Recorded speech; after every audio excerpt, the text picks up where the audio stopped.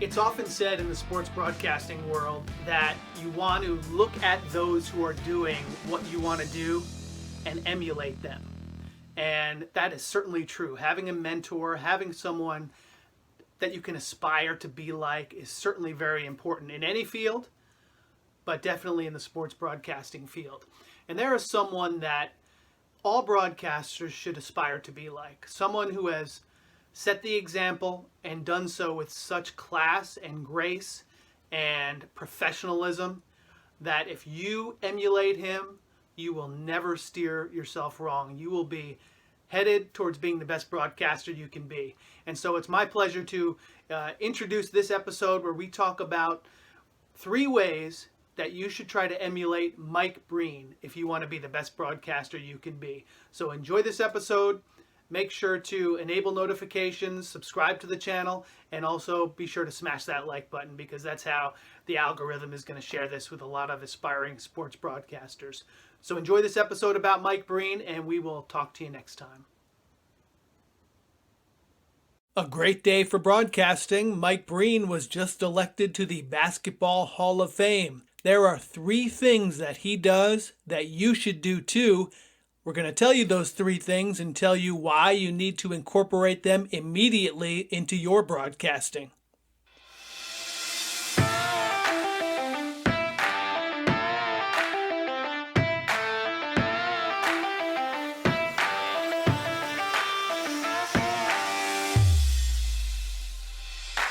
Welcome to the Sportscasters Club radio show, where it's all about becoming a better sportscaster and a better sports fan.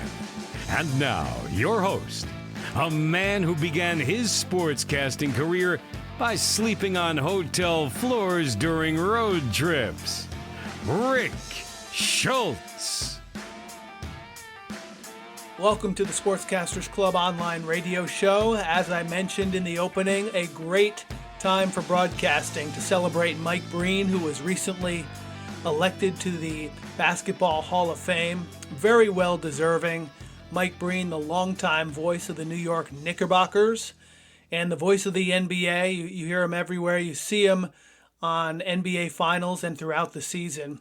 Just a wonderful broadcaster, a Fordham University product, a New Yorker through and through, and a terrific broadcaster, whether you're talking about radio or TV. We're going to talk about some of the things that make Mike Breen a wonderful broadcaster, and then I'm going to share a personal story with you that really gets to the heart of why Mike Breen is so well respected as a broadcaster, but also as a person and as a professional in this business. So that's coming up later in the program, and then we'll touch on your questions, our answers. We've got a great question from a young listener, a high school student, an aspiring sportscaster, and so we're going to answer that question later as well. But today's program, 3 ways you should emulate Mike Breen.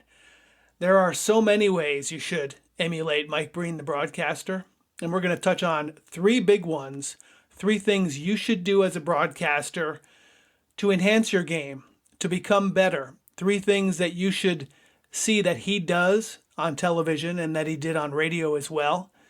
And these are things that will make you immediately better as a professional. You'll be able to improve immediately if you do these 3 things that Mike Breen does so well. So we're going to touch on those 3, and then I'm going to tell you the special story that I had almost 30 years ago regarding Mike Breen. And all that is coming up in just a minute. When you're done with this episode, or even if you want to open your browser now, you can go deeper and learn the secrets of sports broadcasting. Search our full list of books at sportscastersclub.com, available from Amazon and Kindle, paperback, and Audible format.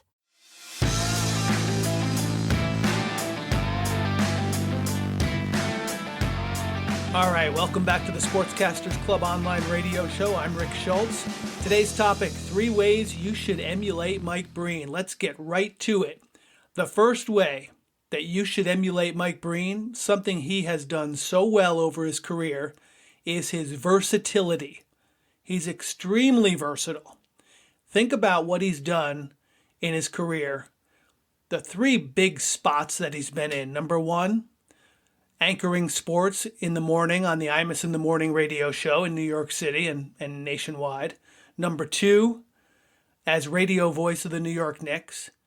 And number 3, as television voice of the Knicks and the NBA. 3 distinct roles that he has performed superbly. Let's start with anchoring. One of the great things about Mike Breen is he brought a personality to it, and he was able to fit into the Imus in the Morning radio show, which was very irreverent, it was a morning radio show. People called him a shock jock. I grew up listening to Don Imus, and a lot of the reason why was Mike Breen. I loved his sportscasts. They were humorous, they were engaging, they had a ton of personality, and they were fun. They were just fun and funny, and Mike Breen did that so well. Then, as a New York Knicks listener growing up, I wasn't necessarily a Knicks fan, although I did grow up in the New York media market. I was an Indiana Pacers fan, as I followed Rick Smits in college and then to the NBA with the Indiana Pacers. That's how that happened. But I grew up listening to the Knicks and watching the Knicks. And Mike Breen did such a great job on radio painting that word picture. He was able to describe the action and stay right on top of every pass, every dribble.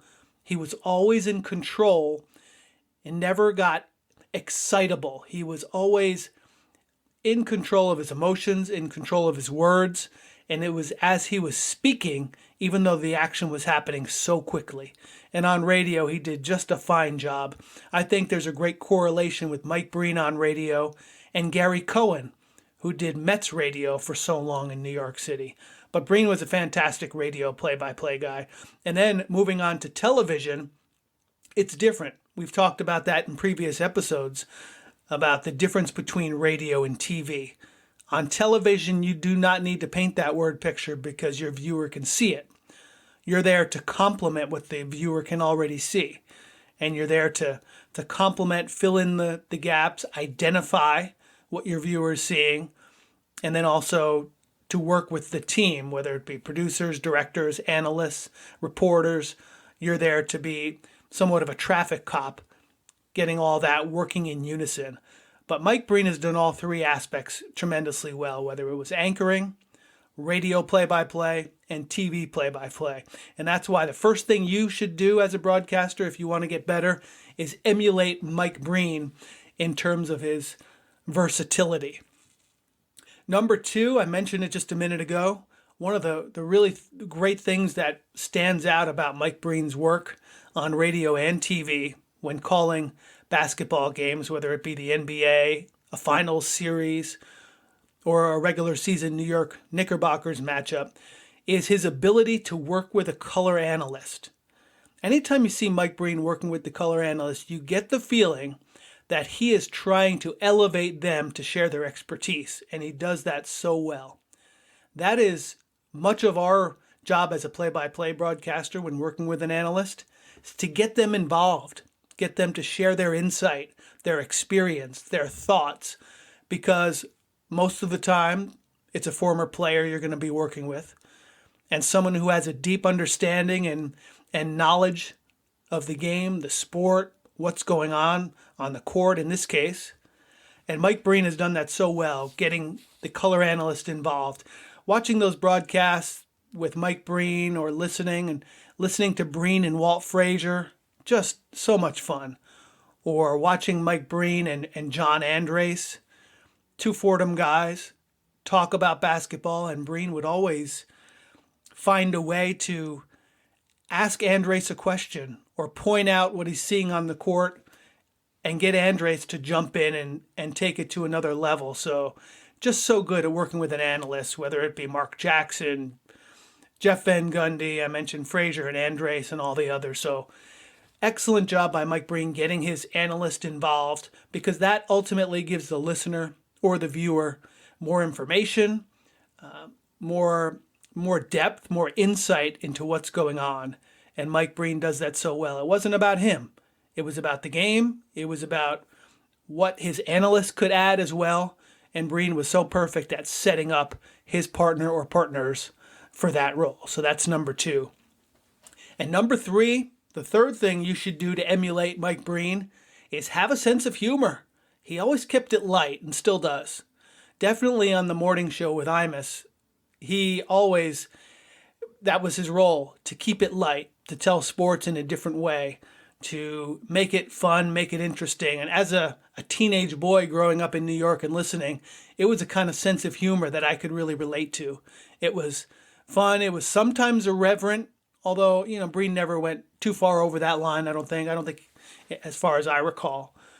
But he always found a different way to throw something in there to make you laugh. I remember one morning he was reading some hockey scores, and he mentioned the Anaheim Mighty Ducks had a winning goal or something, or a winning game. And then he mentioned Pete Pan with the winning goal for Anaheim.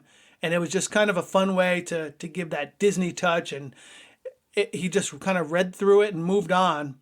But I caught it. And that was just part of Breen's humor. And he was able to banter back and forth with those guys because he was very knowledgeable on many topics. He was able to banter, whether it be any of the major sports, the events, but also if it was pop culture or anything going on in the news that they would ask him about.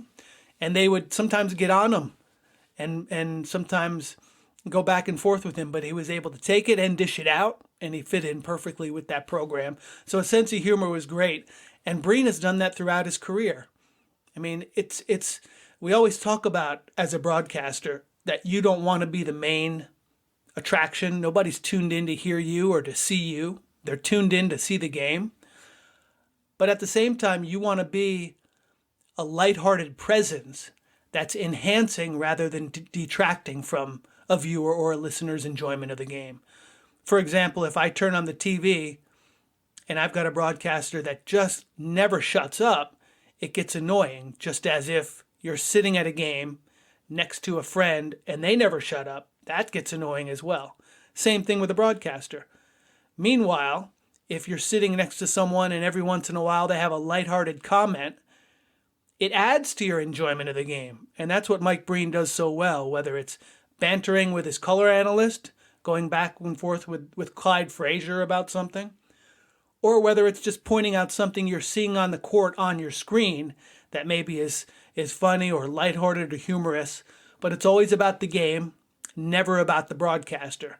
And that's why Mike Breen's humor fits in perfectly with what he's doing right now and why he's been so successful at it. So those are three things that you can do right now, and you should do. If you're a broadcaster looking to improve and get better and proceed with your career, you should do those three things to emulate Mike Breen. You should work on your versatility. You should focus on your ability to work with your analyst. And you should always have a sense of humor because it's fun. It's sports. People are tuned in to be entertained. They want to have a good time. And you can bring that and add that to your broadcast as well. When we come back, I'll tell a quick story, a personal story about Mike Breen. And it'll give you a little insight into what he's like as a person and what he's meant as a professional in this industry. If you're enjoying the show, check out our 7-hour online sports broadcasting course. We cover play-by-play, talk show hosting, television, and much more. Visit sportscastersclub.com and click on Online Sportscasting Class.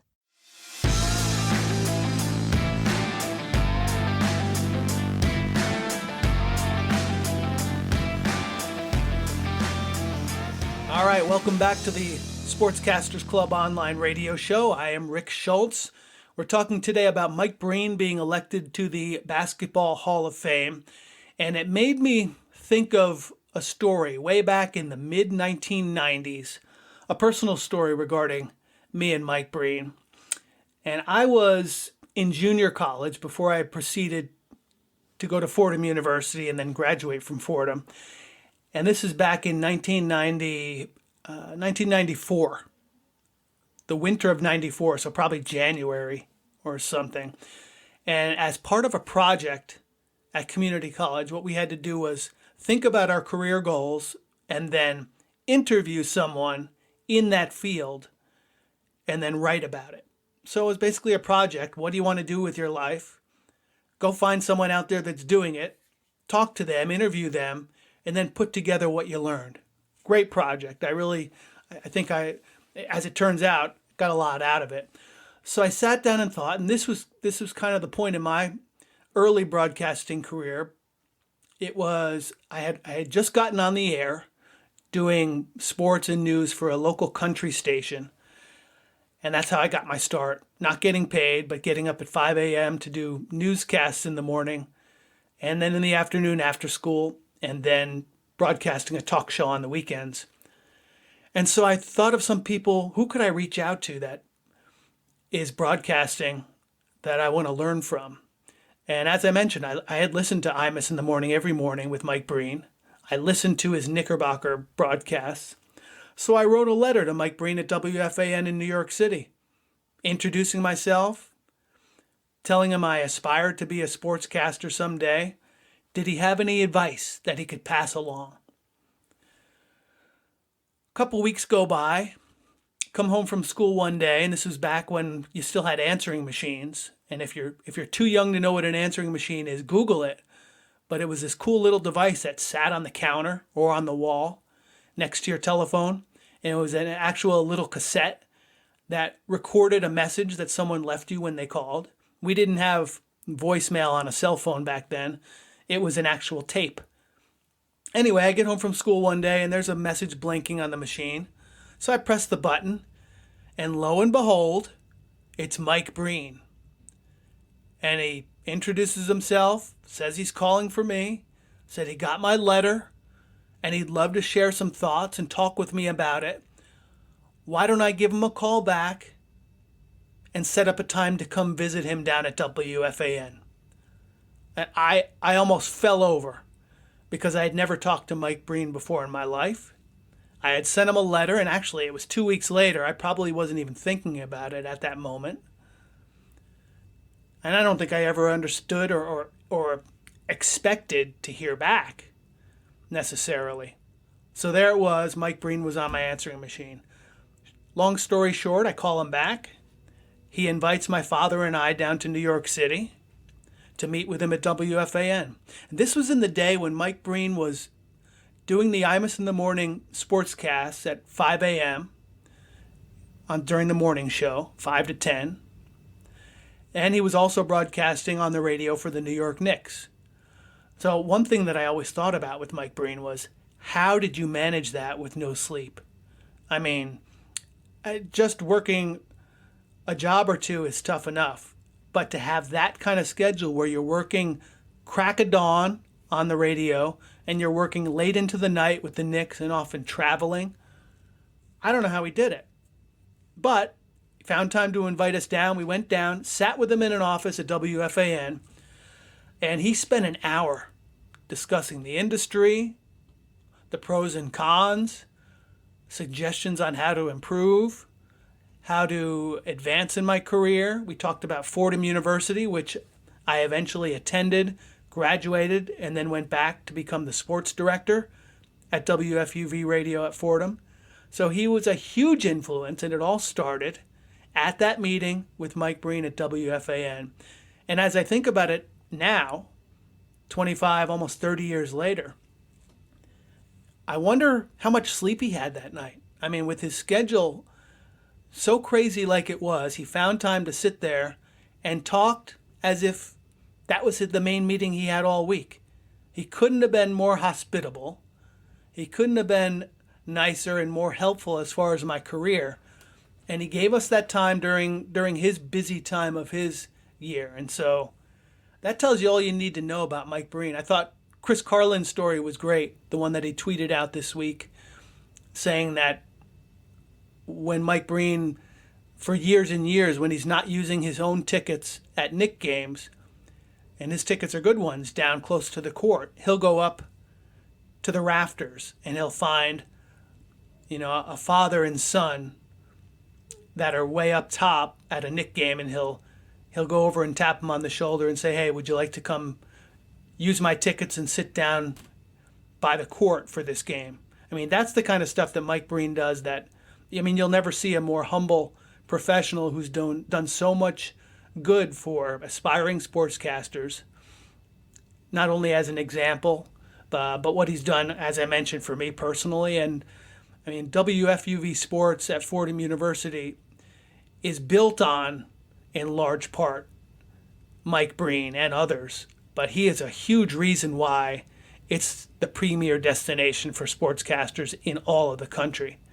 You can say Syracuse too, fine. That's Syracuse is awesome as well. But Mike Breen has been so involved and helped make WFUV what it is, and students not only there but around the country owe him a great debt of gratitude for what he's done and the example he has set for aspiring sportscasters. So, Mike Breen, congratulations on being inducted into the Basketball Hall of Fame. Well deserved. Your career has been a model for what a sportscaster and a person in this profession should be. So congratulations, well deserved, and we look forward to many, many more years of you calling Knick games and you calling the action on the NBA Finals. When we come back, time for question and answer. If you love this radio show, please hit the subscribe button and don't forget to share, like, and leave reviews. Your friends will thank you, and they'll think you're super cool.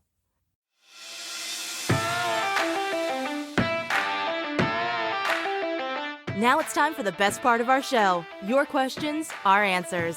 To ask a question for the program, send an email to questions@sportscastersclub.com. Welcome back to the Sportscasters Club online radio show. Rick Schultz with you. And today's question comes from Tommy in Dayton, Ohio. Tommy, I'm going to read part of your question. Thank you for emailing in to questions@sportscastersclub.com. Tommy says, I am a 15-year-old high school student and I am considering sports broadcasting as a career. What should I major in college? Great question.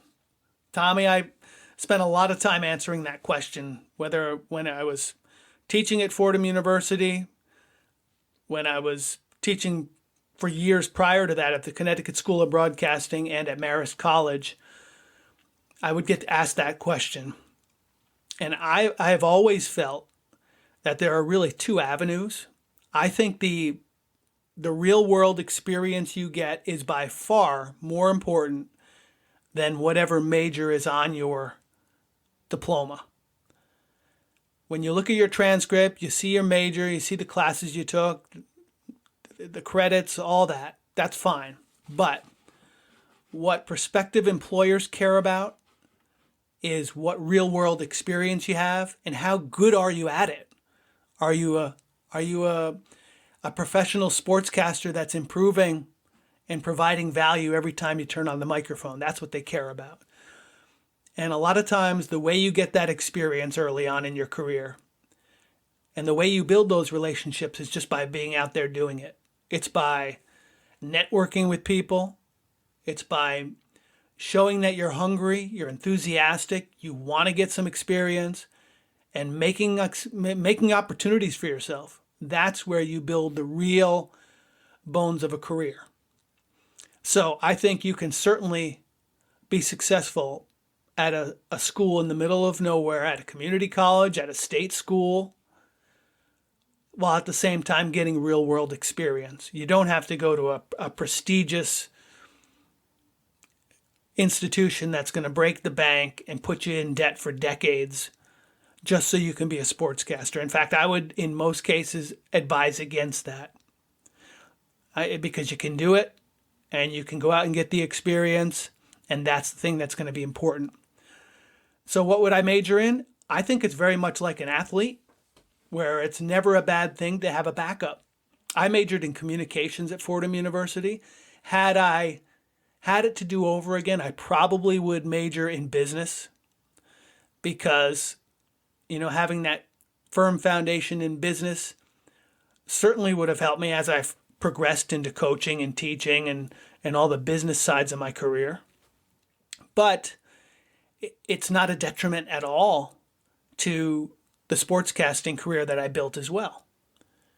And none of the sportscasting career I built was based on the communications classes I took at Fordham. I mean, I took some really good ones with professors like John Cirillo, the former PR boss for the New York Knicks. He's still teaching there today. fantastic course. It was a real world course, and that's what made it so good.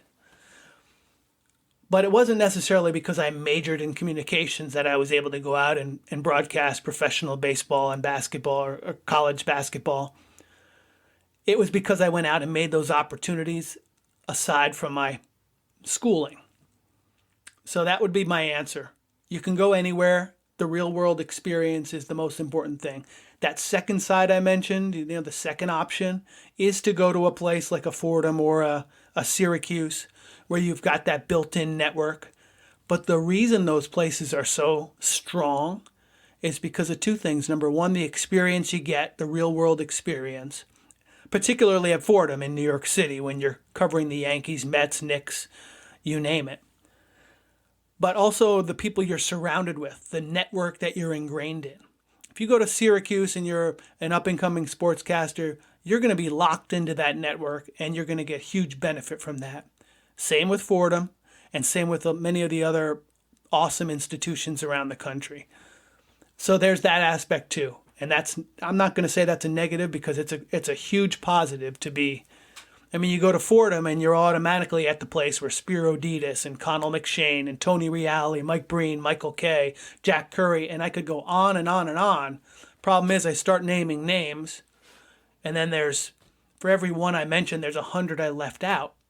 Ryan Rucco's a guy that is one of the young stars of broadcasting that not too long ago was at Fordham University. So I really can't start naming names, but you get my point. The fact that your major is really not important. And I would urge most aspiring sportscasters to think of something like business, English, something else as a major, because your career is not going to be, no one's going to look at where you went to school and say, oh, you majored in English or business rather than communications. I was going to hire you as the play-by-play announcer for the Phoenix Suns, but now I'm not. It's going to have nothing to do with it.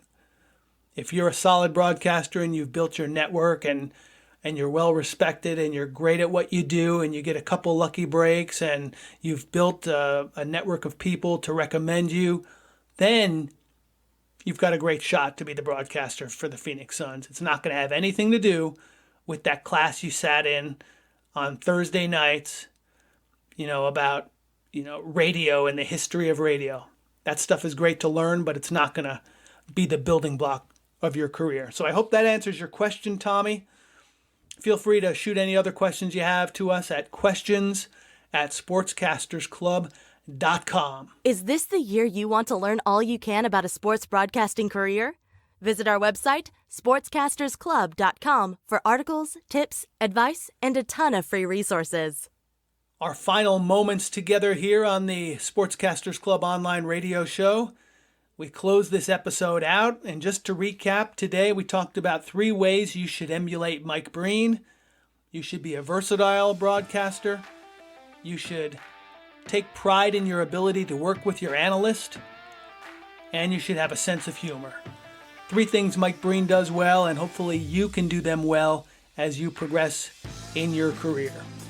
Great episode today, a lot of fun. We shared some information, answered a question, and we hope to see you again next time. Again, this is Rick Schultz on the Sportscasters Club online radio show. A lot of great resources at sportscastersclub.com. And until next time, so long. Thanks for listening to the Sportscasters Club radio show at sportscastersclub.com. Don't forget to subscribe so you will never miss an episode. And thanks for liking, sharing, posting reviews, and spreading the word.